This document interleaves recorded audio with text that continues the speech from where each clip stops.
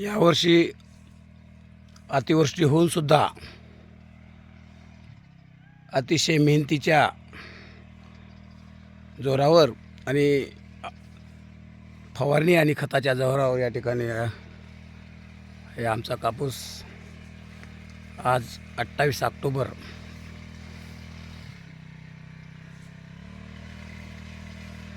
जवळजवळ 3.5-4 महिने झालेला हा कापूस हिरवागार 100 ते 125 बोंड तयार आणि जवळजवळ पर झाडाला 30-40 चापा या ठिकाणी तयार झालेले आहेत. हिरवागार कापूस आहे.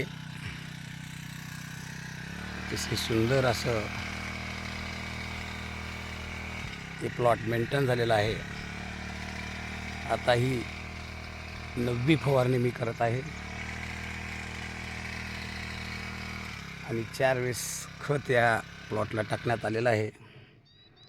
एकूण 150च्या आसपास बोंड पर झाडाला दिसून येतात.